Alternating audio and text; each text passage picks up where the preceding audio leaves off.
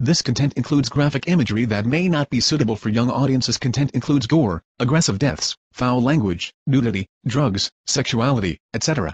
By continuing, you acknowledge that you are responsible for your mental health, and the risk you are taking by watching this content. Viewer discretion is advised.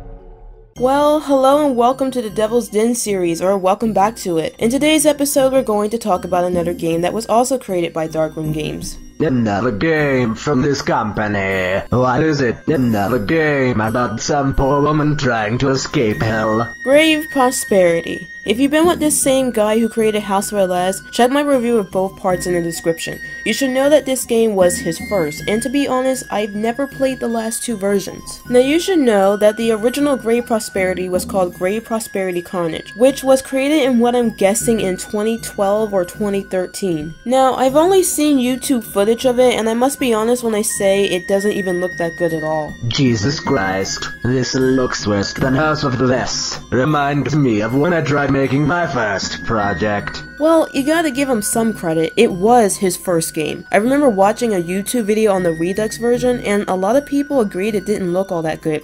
Which, of course, I can agree. Both the old versions didn't really look that good. I mean, the Redux was a little bit improved, but still. Did he at least improve on any of it? Well, yeah, he did. I mean, I'm getting to that part. At least give me a minute to explain it. As I was saying, the biggest difference between the original and its newer versions is that the original was a complete finished full game, whereas Darkroom Games' newer versions and House of Velez were separated into parts. Although the original seemed like it had some interesting things going on from what I've seen of it, but in 2015, Grave Prosperity Redux was released, but only as a part 1. The Redux version was somewhat slightly improved. It still wasn't as good as it could have been, but it was slightly, and I mean slightly, improved when comparing it to the original. It still looks like shit. Then again, it looks to be almost the same quality as House of Velez. You may have noticed already that unlike the original look of the character in Carnage, this character has a new look with, of course, the iconic red glasses. But today we're looking at the newest version update, now just called Grave Prosperity, which was released in 2018. And I'd like to start off by saying that this is definitely improved and is an amazing game compared to what it used to be. The graphics of the game have that PS1 old style that gives it a lot of charm, just like in House of Velez. Another thing, if you noticed already, is that the character is completely different than what she was before. Unlike the sweet, calm voice we all remember, we now have a full-on sassy Spanish lady. Prosperity, huh? It's almost like you belong here. A broken down piece of garbage in a run-down scrapyard of a town. A match made in heaven. Now, where's the hillbilly locals? I'm sure they'd love to make you into a garden ornament. Stupid car. Now, I don't intend to be a judgmental fashionista when it comes to her appearance, but I feel as though Amber's outfit doesn't necessarily suit her personality. Amber's personality, in which I must admit is definitely a lot better. She feels and acts like any normal person would in a situation she's in. Now, whether or not her Spanish accent was necessary and well delivered by voice actress Sandra Espinosa is something I'll just let you guys decide on. However, I do think her acting was certainly believable, and I would say it's really not that bad for acting. I find it interesting that Darkroom Games went into the direction he did with his character. Also, those nails are absolutely dreadful. They don't fit into the sassiness of the character. Well, what do you know? Something we both agree on. It's weird because in the Redux version, she has the iconic red glasses, and here, she now just has these aqua-colored nails.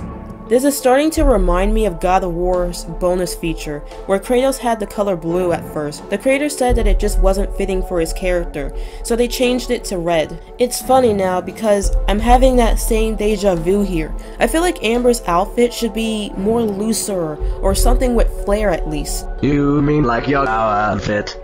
You know, like maybe a black crop tank top with a red band logo on the front. Her boots and hair and her tattoo is perfectly fine and it's good for her, but maybe change that nail color to red or black or something like that, because red symbolizes energy, fury, lust, power, anger, etc. Whereas blue is just more of a calming color, and I feel as though Amber isn't a calm person. She has more of that energetic fury about her. Anyways, enough of that. The only story here is that Amber was driving somewhere. I have no idea where the hell she was trying to go, but she only drove to end up in great prosperity, having to deal with monsters that are trying to kill her, and that's about it. What makes the combat here a little bit unique is that you have to block or hit in either direction, whereas in most games just holding the block button will grant you full protection.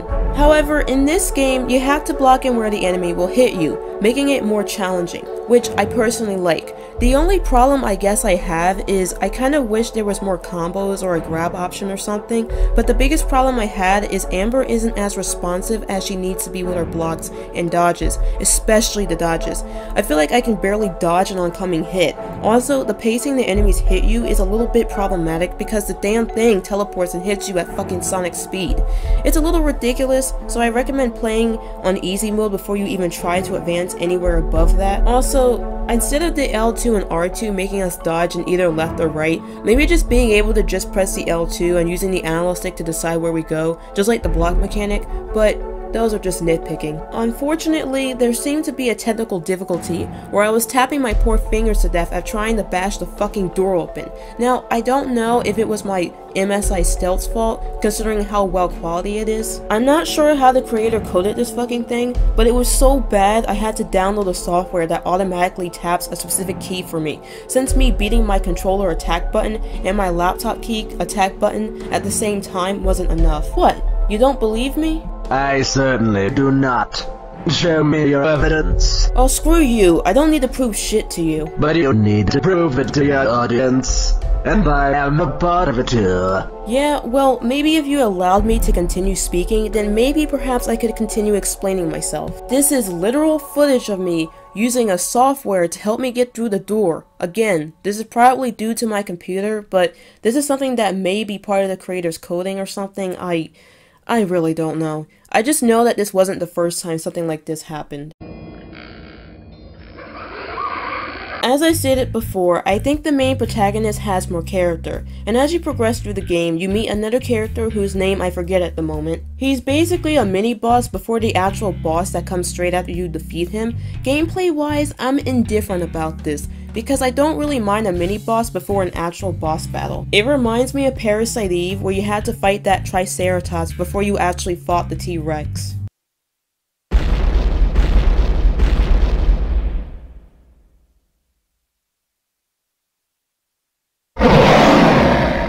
However, at the same time, I don't know if doing it here was a good choice, but I'm sure some people in the comment section will express their true feelings about it. But I will say that storyline-wise, it wasn't a good choice. In the Redux version, this whole fight was actually a cutscene, and the guy you see here was actually quite civil. So why in the world did Dark Games change? I am from such a civil man to some typical insane wacko.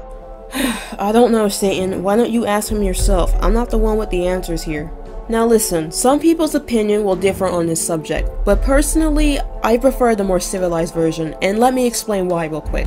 I feel as though the Redux version gave a more mysterious and more eerie vibe to the atmosphere. It popped more questions into the player, like, is this guy some other unfortunate victim that is going through this? Like, is he even a part of this? Maybe he could be. but he doesn't seem insane and he looks like some other average dude. What was also pretty cool about this scene was that Amber was giving a backstory about her life of how she was in the military, which would explain how she's able to fight so good. I mean, sure, it's not realistic, but it was an explanation. The old Redux cutscene seemed to have a lot more charm in it compared to the newer version. I feel like the more insane version just destroys all of that, because now he's just this typical insane monster who we, as the audience, can already predict he's a part of all of this. What's also weird about this is the fact that this scene is much shorter and there's no information on anything, well, except that the machete was his mom's, and which I'm going to theorize now. Darkroom Games is actually making another game called City of Amber, and apparently Lily has that same machete. What I'm theorizing is, what if the game takes place before Great Prosperity, and this is Lily's son, which is why he says it belongs to his mommy. But whatever, I'm getting into something else at the moment. Anyways, what's weird about this is the fact that the fight just happens all of a sudden. Just like in House of Velez when Lily bumps into Victor, her father, there's no real information being given, and just all of a sudden, Victor just dies. I think I am starting to understand something after watching House of Velez and this game. I think the ultimate problem lies within the idea that the creator hasn't developed the finer details in certain places.